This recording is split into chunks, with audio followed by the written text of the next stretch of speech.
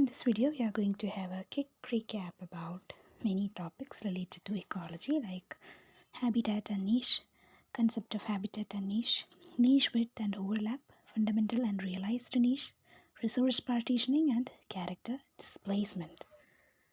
So first, let's start with habitat and niche. In ecology, habitat and niche are two important concepts used to describe the relationship between organisms and their environments. Habitat refers to the physical environment in which an organism lives, including both abiotic and biotic factors. A habitat can be defined by its physical characteristics such as temperature, moisture, and soil type, as well as by the presence or absence of other organisms that share the same environment. For example, a desert habitat may be characterized by high temperatures, low rainfall, and sandy soil, while a forest habitat may be characterized by the moderate temperature, high rainfall, and rich soil. So, when we just look at the topic of habitat, these two words, that habitat and niche, these are two concepts which is majorly used to describe the relationship between organisms and their environment. We all know that. And habitat refers to the physical environment in which an organism lives, including both abiotic and biotic factors. A habitat can be defined by its physical characteristics such as temperature, moisture, and soil type, as well as by the presence or absence of other organisms that share the same environment. So, for example, a desert habitat may be characterized by high temperature, low rainfall, and sandy soil, while a forest habitat may be characterized by moderate temperature, high rainfall, and rich soil. Niche, on the other hand, refers to the role that an organism plays within its habitat, including its interactions with other organisms and its use of resources. The niche of an organism can be thought of as its job or profession in the ecosystem, or the specific set of resources that it requires to survive and reproduce. So we have learned that habitat is something which the physical environment where an animal lives. So that physical habitat we can just characterize with the help of high temperature, low rainfall, and sandy soil, while a forest habitat may be characterized by the moderate temperature, high rainfall, and rich soil. Niche, on the other hand, refers to the role that an organism plays within its habitat, including the interactions with other organisms and its use of resources. The niche of an organism can be thought of as its job in the ecosystem or the specific set of resources that it requires to survive and reproduce. For example, a herbivorous animal may have a niche that involves feeding on certain plants, while a predator may have a niche that involves hunting and killing other animals. Here are some examples to illustrate the concept of niche and habitat. The Arctic tundra habitat and niche. The Arctic tundra is a cold and dry habitat found in the northernmost regions of the world. The niche of organisms.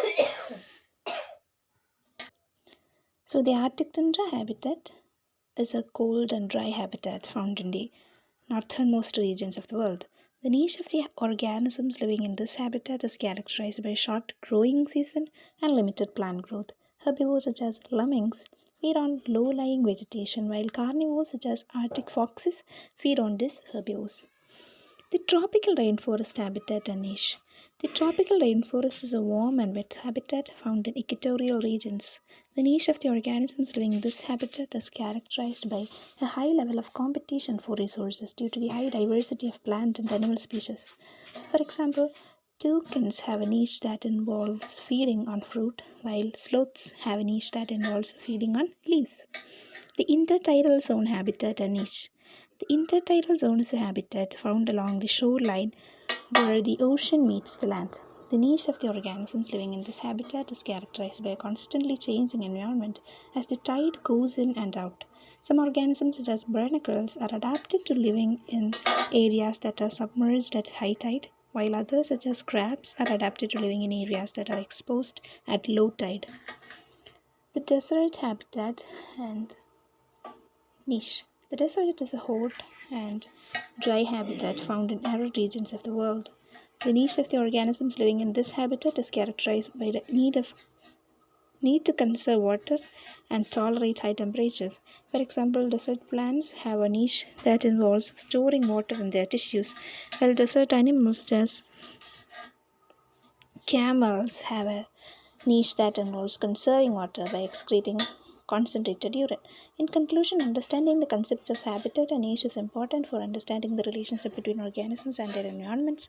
By studying these concepts, ecologists can better understand how organisms interact with each other and with their surroundings, and how changes in the environment can affect the survival of the evolution of species. Next major topic is niche width and overlap in detail with multiple examples. In ecology, niche width and niche overlap are two important concepts used to describe the resource use and competition among species in a community.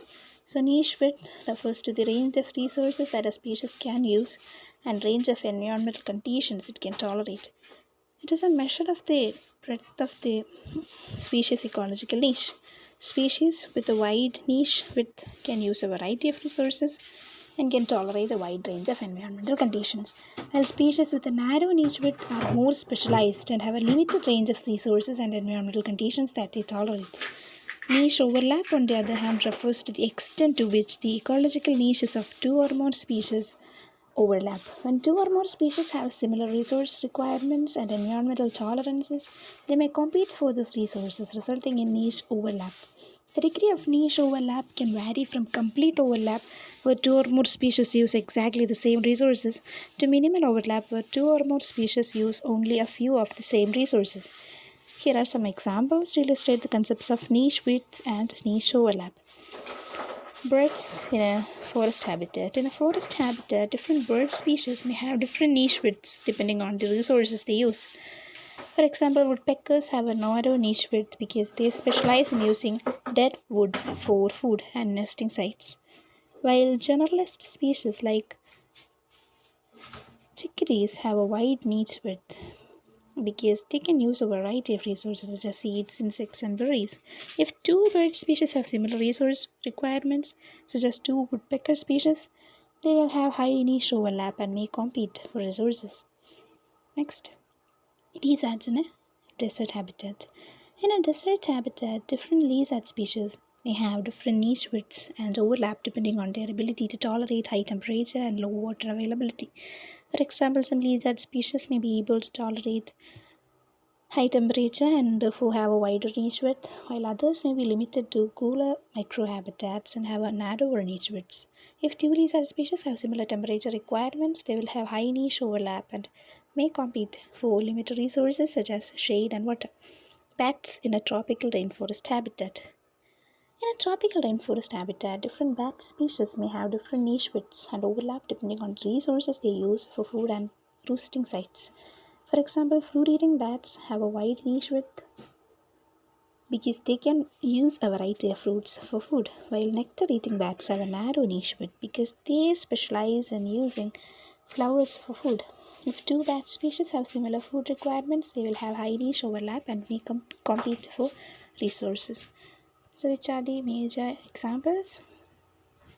We just learned that birds like woodpecker, and next example was lizards in a desert habitat. They overlapping depending on the tolerance of high temperature and water availability. Like they will be tolerating high temperature and therefore have a wider niche width, or they have limited to cooler microhabitats. So they will be competing for shade and water. Then bats in the case fruit eating bats or nectar eating bats. So, in conclusion, niche width and niche overlap are important concepts in ecology that help us understand the resource use and competition among species in a community. By studying these concepts, we can better understand how species interact with each other and with their environment, and how changes in the environment can affect the survival and evolution of species. Next, fundamental and realized niche in detail. In ecology, the concepts of fundamental and realized niches are used to describe the range of environmental conditions and resources that a species can use. Both concepts are important in understanding the ecological role of species in a community. First one is the fundamental niche. The fundamental niche is the range of environmental conditions and resources that a species can potentially use in the absence of competition from other species. The fundamental niche is the range of environmental conditions and resources that a species can potentially use in the absence of competition from other species. It is a theoretical niche that a species could occupy if it had no limitations such as competition or predation. So, what is fundamental niche? Fundamental niche is the range of environmental conditions and resources that a species can potentially use in the absence of competition from other species. It is the theoretical niche. This is theoretical concept because we can't live in a nature balance without competition. It's not possible. So that's why it is termed as a theoretical concept. That is the theoretical niche that a species could occupy if it had no limitations such as competition or predation. The fundamental niche is determined by the physiological and behavioral traits of a species, including its tolerance to environmental factors such as temperature, moisture, and nutrient availability. Next is the realized niche. The realized niche is the actual range of environmental conditions and resources that a species occupies in the presence of other species and other ecological factors. This is not an ideal situation, and it is the subset of fundamental niche that a species actually uses. The realized niche is influenced by factors such as competition, predation, and mutualism, as well as the distribution of resources and other environmental conditions. Here are some examples to illustrate the concepts of fundamental and realized niche. Warblers in a forest habitat. In a forest habitat, different species of warblers may have different fundamental niches. Based on warblers in a forest habitat. In a forest habitat, the different species of warblers may have different fundamental niches based on their tolerance for different environmental conditions and resources. For example, one species may be able to forage on the canopy for insects, while other may be restricted to the understory. However, the realized niche of each species is likely to be narrower due to the competition with other warblers for food and space. Barnacles on intertidal rocks. In intertidal rocks, barnacles have a fundamental niche that is determined by their ability to tolerate exposure to air and waves, as well as their ability to filter feed. However, their realized niche is influenced by the distribution of other species on the rocks, such as mussels and limpets, which may compete with the barnacles for space and resources. Next, corals in a reef habitat.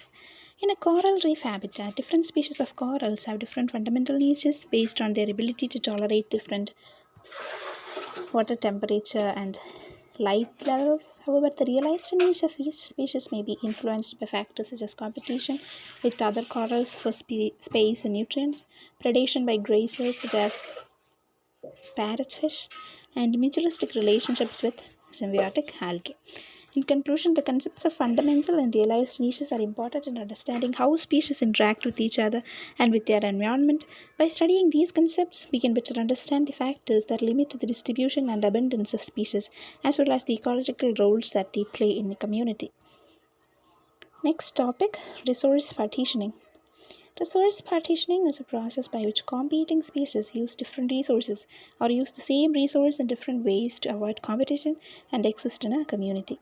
This allows multiple species to share the same habitat and resources without directly competing with each other. Resource partitioning is the important mechanism of niche differentiation, and it can occur at different levels, including temporal, spatial, and tropic. Here are some examples to illustrate the concept of resources partitioning. Darwin's finches. In the Galapagos Island, Darwin's finches are a classic example of resource partitioning. The different species of finches have different beak shapes and sizes that allow them to feed on different types of seeds and insects, which reduces competition for food resources. For example, the sharp-beaked finches feed on insects, while the ground finches have a short, thick beak that allows them to crack hard seeds.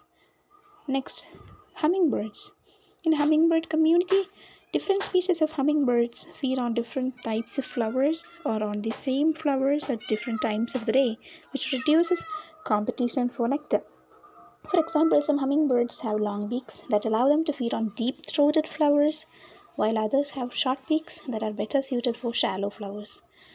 Next, in case of antelopes, in an African savanna, different species of antelope have different feeding habitats that allow them to coexist and avoid competition.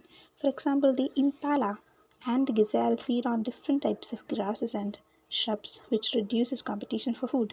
Additionally, some antelope are active during the day while others are active at night, which reduces competition for space and resources. Anomalous lizards. In a tropical forest, different species of anomalous lizards have different patterns of habitat use that allow them to coexist and avoid competition. For example, some species are arboreal and spend most of their time in trees, while others are terrestrial and spend most of their time on the ground or on low vegetation. Additionally, some species are active during the day, while others are active at night, which reduces competition for space and resources. In conclusion, resource partitioning is an important mechanism that allows multiple species to coexist in a community by reducing competition for resources.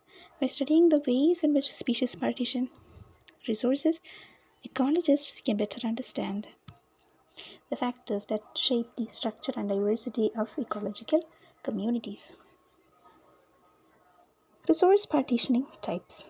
So, before moving on to that topic, let's recollect which are the examples quoted for resource partitioning. First was the case of Darwin's finches,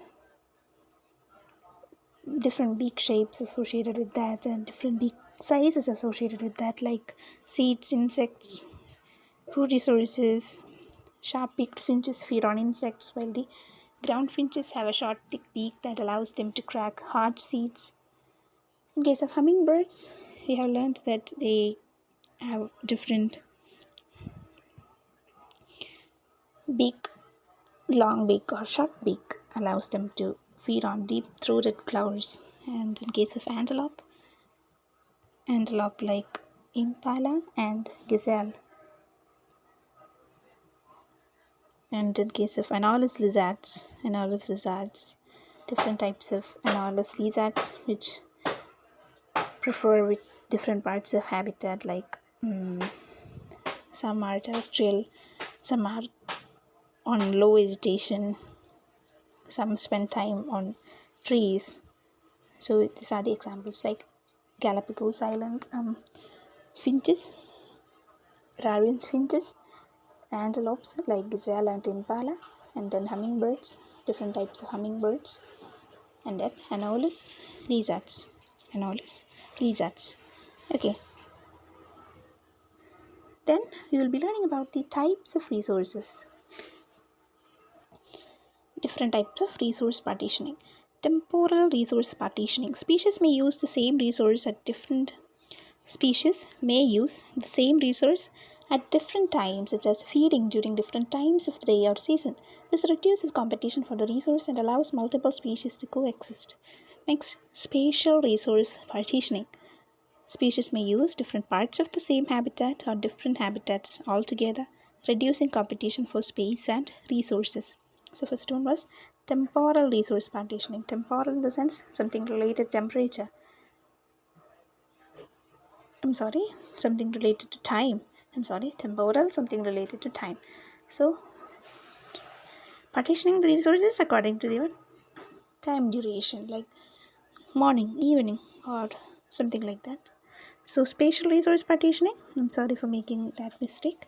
And spatial resource partitioning, species may use different parts of the same habitat or different habitats altogether, reducing competition for space and resources. For example, some bird species may use the forest canopy while others use the understory or the forest floor. Next, trophic resource partitioning. Species may feed on different parts of the same resource or on other types of resource altogether. First one was the temporal, like something related to time. Then next one is the spatial one. Then the third is the trophic resource partitioning.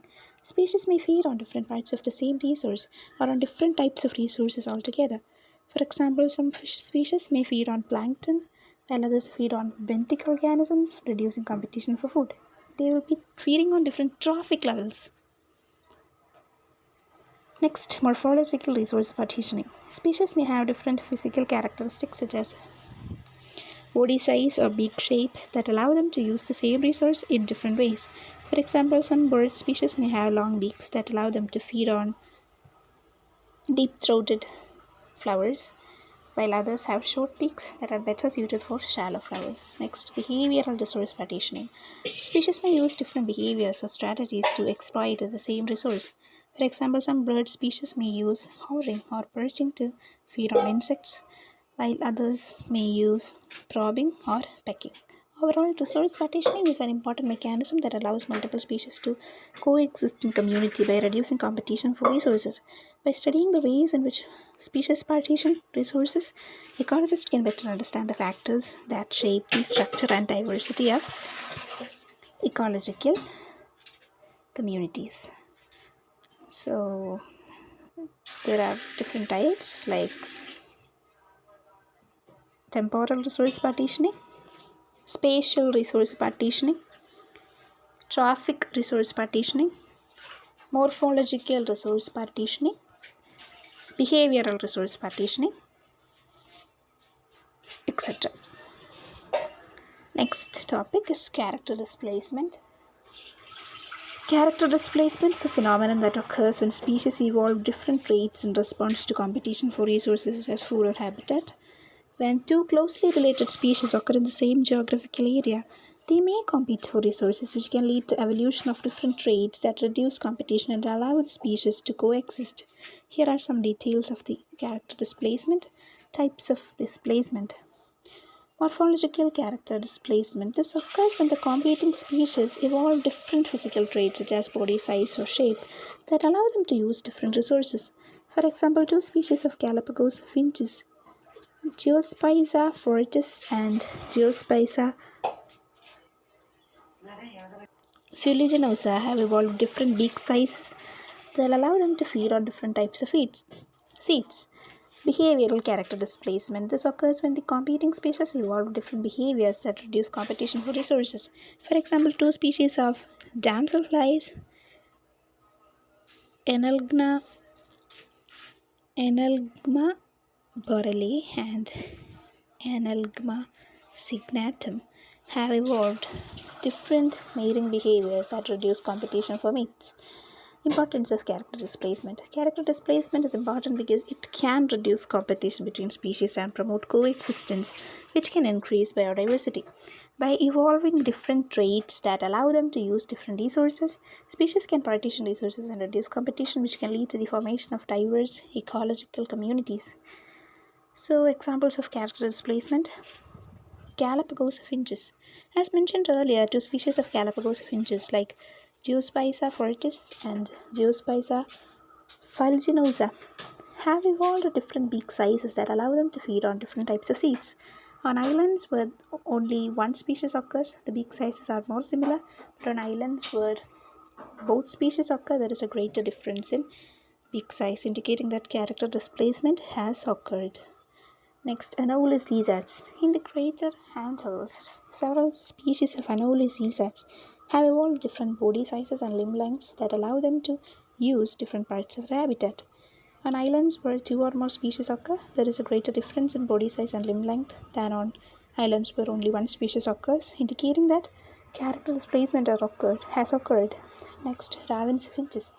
Another example of character displacement in finches occurred in the Galapagos Islands, where two species, the medium ground finch and the large ground finch, compete for seeds.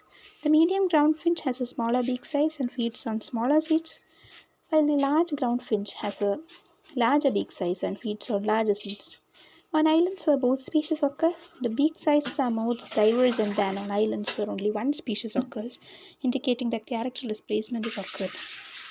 In conclusion, character displacement is an important mechanism that allows competing species to evolve different traits that reduce competition and promote coexistence. By studying the ways in which species evolve in response to competition, ecologists can better understand the factors that shape the structure and diversity of ecological communities.